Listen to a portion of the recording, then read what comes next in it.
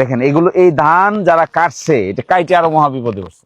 পৃথিবীর যে যেখানে আছেন, যেখান থেকেই দেখছেন, দেখেন আমরা আসছি এখানে বরামের হাওর, ওদিকে আছে দল কাদিরপুর, এদিকে হলো দিরাই, এবং এখানে এই হাওরে এসে পুরা হাওরে মানুষ জমি কাটতে পারেনি। এবং এইভাবে সোনালী ধান তলিয়ে যাচ্ছে।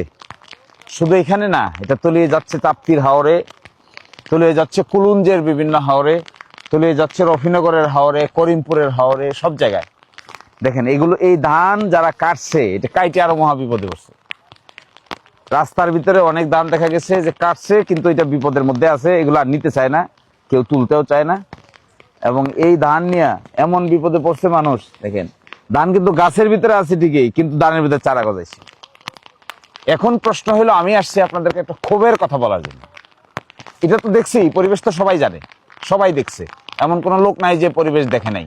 এবং জাতীয়ভাবে এগুলো দেখে, ভিডিও দেখে, ফেসবুক পোস্ট দেখে সবাই অবহিত হয়েছেন। কিন্তু করবেন কি এখন? এটাই হলো মূল ইস্যু। কাজটা কি? আমরা এখানে না হয় এই কৃষকরা বৃষ্টিতে ভিজতেছে, নদীতে পানিতে ভিজতেছে, বাচ্চারা স্কুলে যেতে পারতেছে না, এসএসসি পরীক্ষা শুরু হয়ে গেছে। আমার মনে হয় প্রাথমিক কাজ করা উচিত সরকারের, এটাকে দুর্গত এলাকা ঘোষণা করা, কৃষি দুর্গত। এই কৃষি দুর্গত এলাকা ঘোষণা করে কৃষকদের পাশে সরকার যে কার্ড দিতে চাইছে, এটার ইমিডিয়েট ত্রাণ পাঠানো দরকার। 2 নম্বর বিষয় হলো এখানে সবচেয়ে গুরুত্বপূর্ণ, প্রতি বছরই কিন্তু এরকম ঘটতে পারে। আশ্চর্য বিষয়, আমি আগেও বলছি, এটা কিন্তু কোনো নদীর পানি না, কোনো বন্যার পানি না, এটা বৃষ্টির পানি। এই বৃষ্টির পানি হাওরে জমা হয়, কিন্তু যায় না, তো কোথাও যায় না, বৃষ্টির পানি যেতে পারে না। চতুর্দিকে বাদ দিছে, একবার প্রতি বছরই বাদ দিছে, বাদ দিয়ে দিয়ে দিয়ে দিয়ে অবস্থা করেছে, বিভিন্ন সরকারের আমলে করেছে। এখন যদি এগুলোকে নিয়ে সমন্বিত পরিকল্পনা না করা হয়, এই সমন্বিত পরিকল্পনা কোথায় করবেন? এই সমন্বিত পরিকল্পনা ঢাকায় বসে করবেন, বড় করে করবেন। এই সমন্বিত পরিকল্পনা ছাড়া এটার কোনো মুক্তি নাই। এটা পুরা সুনামগঞ্জের ভাটি অঞ্চলের সবগুলো হাওরে এই দশা।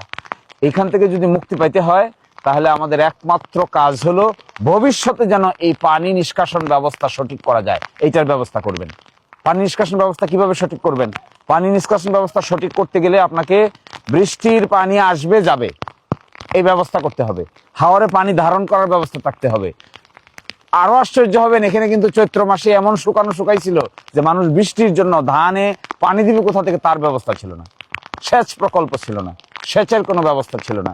তো চৈত্র মাসে পানি নাই, আর বৈশাখ মাসে এমন পানি আসছে যে একেবারে সব শেষ। তো এই জন্য আমি আপনাদেরকে অনুরোধ করতে চাই, এগুলার একদিনের কোনো সমাধান দরকার নাই। একবার গেছে তো গেছেই, মানুষ কান্নাকাটি করে বসে থাকবে। কি করবে মানুষ? খাবে কি? যাবে কোথায়? কার কাছে যাবে? কার কাছ থেকে চাইবে? কিন্তু তাদের জীবন চলে যাবে সাহায্য সহযোগিতা করে। কিন্তু ভবিষ্যৎ, পরের বছর, তারপরের বছর, তারপরের বছর, এগুলো যদি মুক্তি দিতে না পারেন, তাহলে এখানে এসে সরকারের দায়িত্ব পালন হবে না। সরকারের দায়িত্ব পালন করতে গেলে মেগা প্রকল্প লাগবে, মেগা প্রকল্প। এই মেগা প্রকল্প এইভাবে 2, 4, 10 কোটি 20 কোটি টাকার বিষয় নয়। মেগা প্রকল্প প্রয়োজন হলে 500, 1000 কোটি টাকার প্রকল্প লাগবে। খনন করবেন, পানি থাকার ব্যবস্থা করবেন, পানি যেটা আসবে এটা নিষ্কাশনের ব্যবস্থা করবেন, বাস শেষ। যথেষ্ট সুইচ গেজ করবেন, একটা হাওর থেকে আরেকটা হাওরকে আলাদা করবেন। এবং আমি যেগুলো বলছি এগুলো আমার ইনস্ট্যান্ট বুদ্ধির কথা, কিন্তু ইঞ্জিনিয়ার ডাকলে পৃথিবীর বিভিন্ন দেশে এই সমস্ত হাওর আছে, ধান চাষ প্রকল্প আছে, এগুলো তাদেরকে ডেকে বসে যদি প্রকৃত সমাধান করতে পারেন, তবেই আমি মনে করব কৃষকদের জন্য কিছু করা হয়েছে।